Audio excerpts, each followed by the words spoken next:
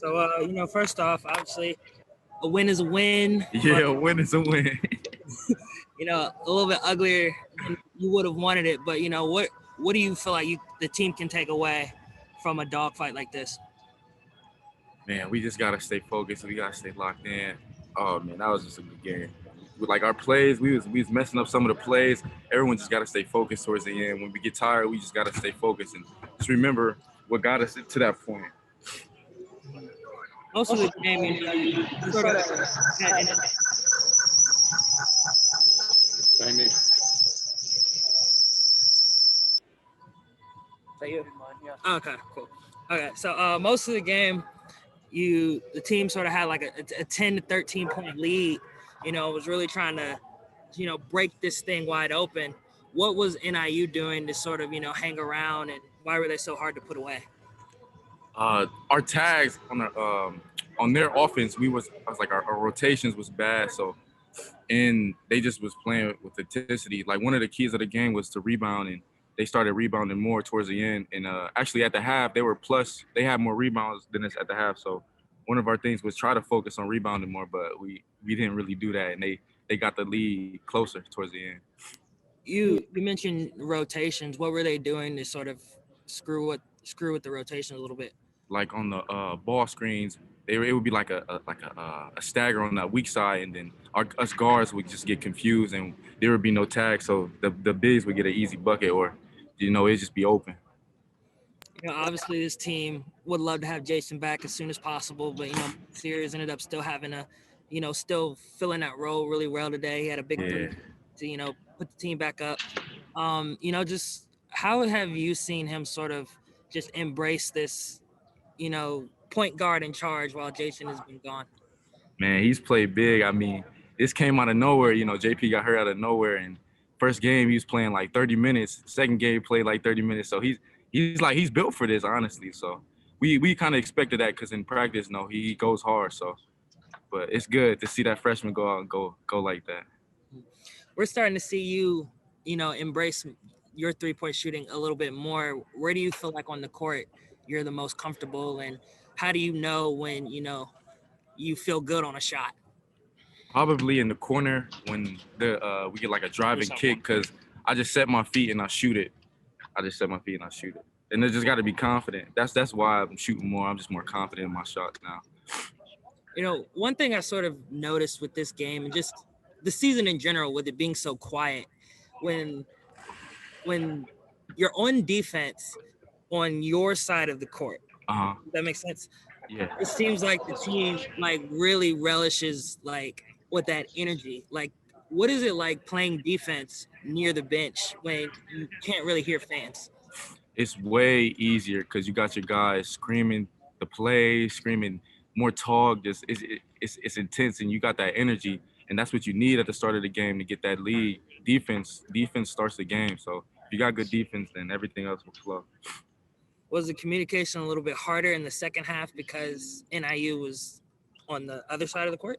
Yeah, it was a little bit, but us players on the court, that's where we got to step up. Sometimes when you get tired, you just stop thinking and you stop talking, but that's what we got to get better at.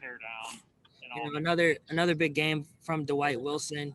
One thing that I've noticed about his game is he's really good at putbacks, and being there for you guys when you're not able to finish a tough finish. How does having a guy inside that can sort of clean up, get those putback points, how does that sort of make you and Mark and other guys who are looking to drive more confident? Honestly, it's like he's a big guy, and we know what he can do. So, I mean, us guards, we need to attack more because obviously, as you can see, he goes for the rebound. He gets those putbacks, those and-1s. So it's very comfortable with him down there, and we get very confident.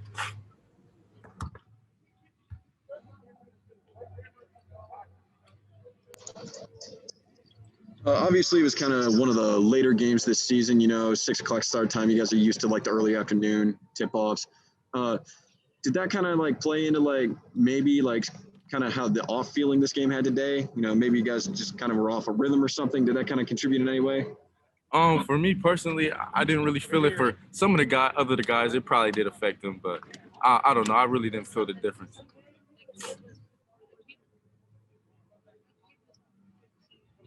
You big game on Friday, heading up to Toledo. What do you guys have to do in that game to be able to come back to Athens with a big time win? Well, we know that they're a heavy offensive team, so we just got to get stops in the transition and stops in the half court, and just push the ball because we're really good in transition. So that's going to be one of the keys, just slowing down their offense and guarding their plays. So yeah, obviously, win's a win, but a little uglier than you guys would have probably liked it. What was it about Northern Illinois that was so hard to put away, and what are sort of the benefits of a dogfight like this? We found a way to close the game. I wish it would have. I wish it would have been all wrapped up tight in a neat little bow, but that's not reality. That's a good team. Their coach just got fired. They were playing for their coach. They were playing for each other. So they had an extra little motivation coming into this game.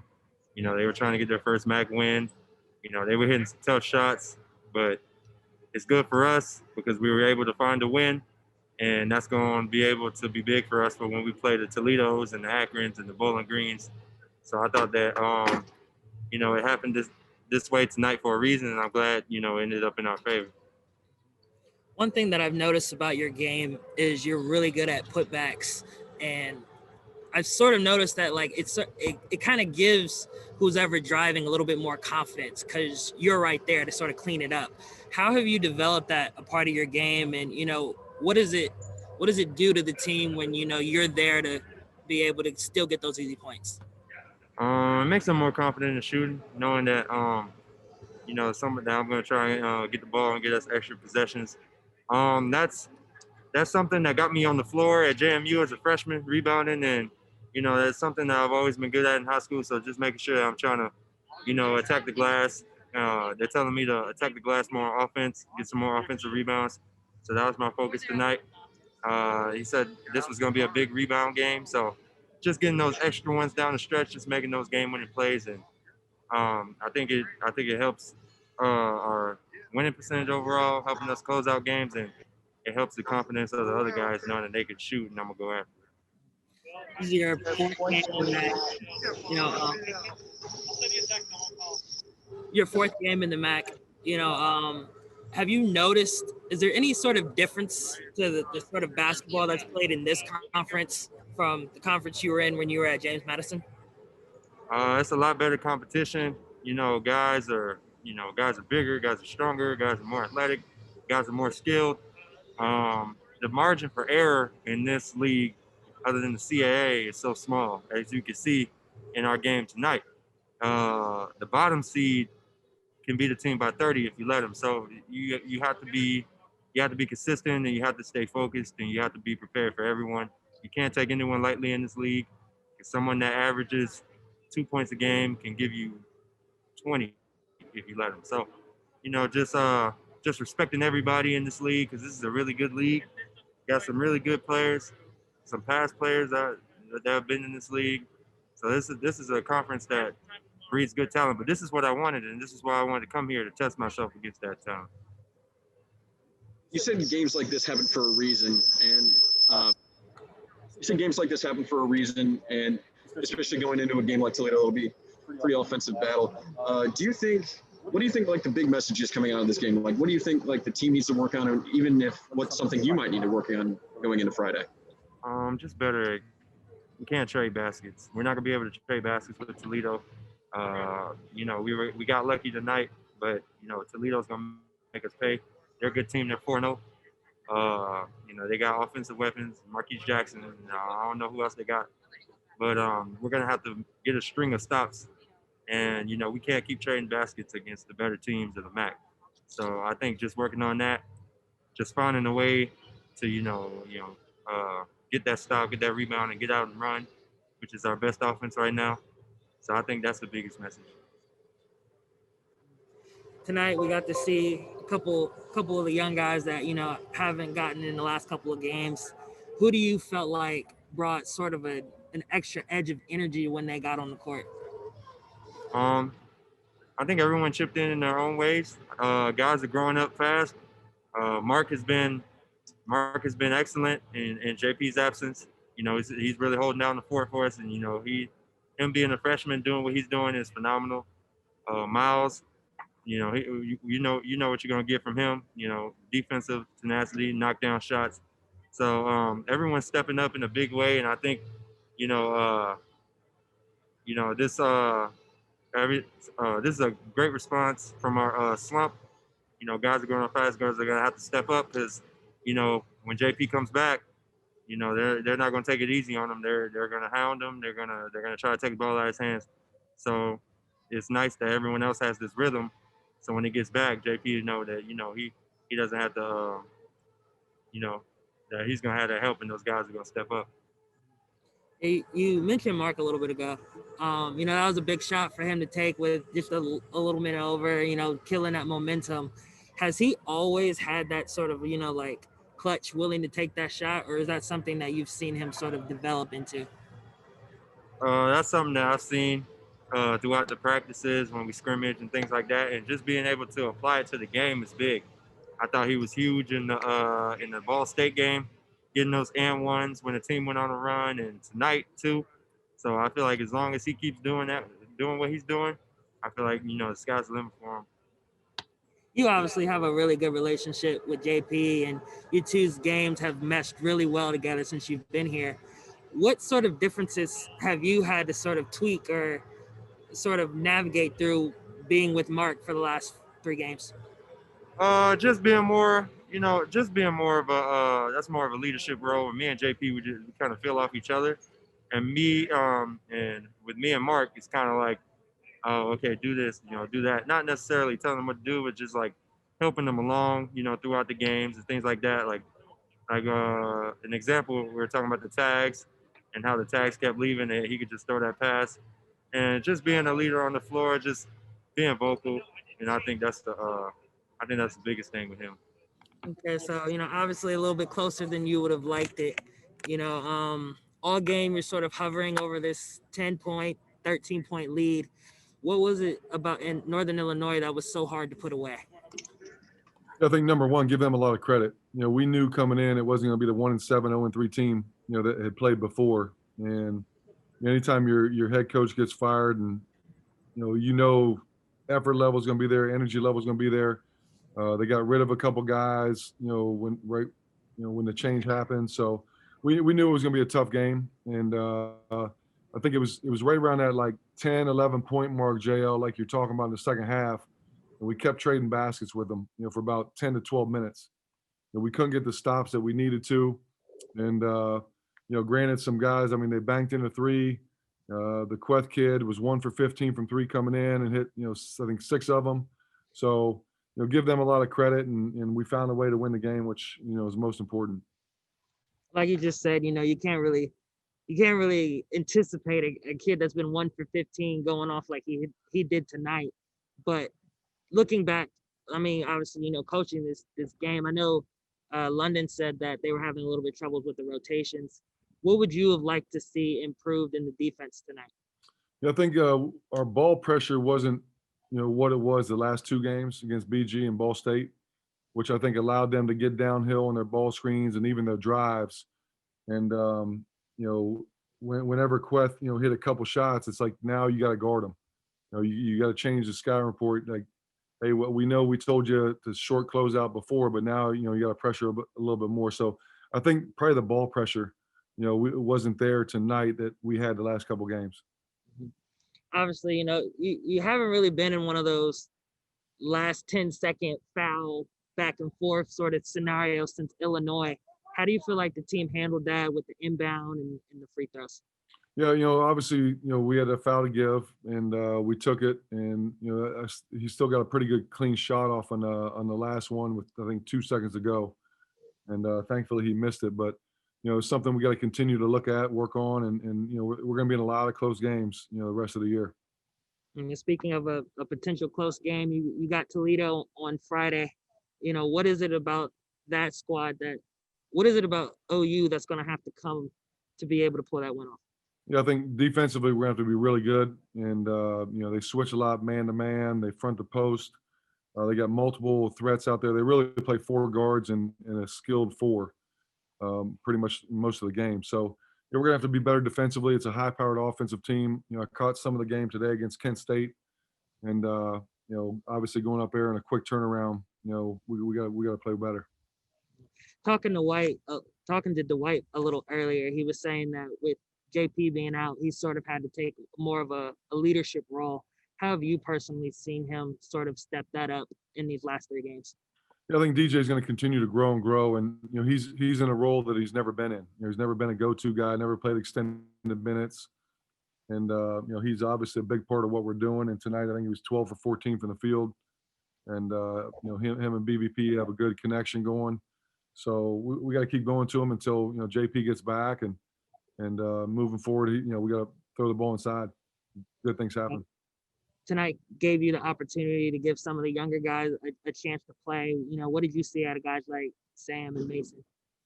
Yeah, we probably should have got a couple of those guys in there in the second half a little bit more, just to give those guys a little bit of rest. But I thought they played hard when they were in there. It's tough when you get 2-3 minutes, to do anything. But it was good minutes. Didn't really hurt us. Yeah, like what can a player contribute in 2 to 3 minutes to still impact the game? Like what are you looking for energy wise? I think obviously defensively, rebounding, the 2 biggest things. Playing hard, getting extra possessions, offensive rebounds. And, when you go in there, it's tough to do a lot of things, but definitely your effort level and intensity have got to be there. It seemed like Mark had a lot of success tonight when he was aggressive and he drove. That opened stuff up for Dwight, put back stuff like that. Have you been sort of challenging him lately to sort of, even though he's only 6 foot, to still drive hard and try to get those and ones? Yeah, that's a big part of his game. I mean, he's very shifty. He can get in the paint when he wants. He's really good at getting angles, and he's really good at creating that contact, to draw fouls. And even a couple of times we told him, once you go in there, if the 5-man comes over, just get the ball high enough on the rim, even if you miss a layup, knowing that DJ is going to be there to clean it up. And I think it happened a couple of times. That was a big shot for Mark to hit out of the timeout, go back up 6, really put the pressure on NIU. In the short time that you've coached him, what has he done to earn that trust from you to put him in that opportunity? Who's that, Mark? Yes. Well, I mean, to be thrown into what he was thrown into, it did not faze him one bit. And I think coming off of 2 really good games that he played, his confidence level is really high. Now it's a matter of, taking care of your body, playing extended minutes, watching tape, people game planning for you. And, I think he's answered the call all 3 games. We saw Jason Preston warming up before the game. We didn't really know what was going on. Obviously, you said yesterday he's progressing. But, how is he doing? And do you sort of have a timetable when he could possibly be back? Yeah, no timetable. I think biggest thing for him is we're going to take it slow. And he has not practiced yet. And, I doubt he'll practice this week. But we'll see. I know he's seeing the team doctor tonight. So, it's just day by day. With Jason sitting out and Mark coming in and kind of, filling in Jason's spot pretty well, how important is it to have go from a really strong, dependent point guard like Jason to going from a young but very confident player like Mark? How important is that to the whole team, the structure of it? Yeah, Jack, that's that's really going to help us moving forward, I think. Knowing you have another guy that can handle the ball, take some pressure off of JP. When he gets back, those guys will definitely play together. We got to figure some things out when he does come back, but he's definitely going to help us moving forward. You've kind of seen them in practice. Have you seen them in practice and all? If you've seen them together, what is what's their dynamic? Is it kind of Mark wants to learn from JP, or is JP just kind of going with him, and kind of how's it work? Yeah, JP's done a great job of mentoring him, and that's a big reason why Mark came here, because of JP. And he sits in film sessions with him, talks to him, points things out, and is always in his ear. Those 2 have not practiced together a lot because we've always had them going against each other. And definitely not lately. Earlier in the year when we mixed the teams up, they played together. But I think moving forward now, knowing what Mark can do and with JP, we got to figure some things out when they're on the floor together. Coach, you had 5 players in double figures. How important is it to have that kind of scoring depth with Jason Preston's absence? Yeah, I mean, we played 5 guys a lot of minutes, so the scoring is probably bulk of the scoring is going to come from those guys. But I think, you got different guys who can score different ways. Lunden can slash and shoot the ball. B-Rod's obviously been shooting the ball well. You got BVP who can play inside out. You got Dwight, you can throw the ball to and score on the block. And then you got Mark. Mark hit a huge 3 on the right wing there late. And, when you have multiple guys who can, score different ways, it obviously helps your offense. You can, run different things and play off each other. Joe, you got anything for me? Yeah, I do. Obviously, a couple of games ago, Bowling Green, I think, got to the line 40 times. Last 2 games, 10 and 14. Was there what kind of adjustment you guys made to limit how many times the other team gets to the line? Well, I think the Bowling Green game was kind of a, I don't know what I really want to say, but I think, the last couple of games, you always make a concerted effort not fouling. And, positioning is key on that. Ball pressure is key.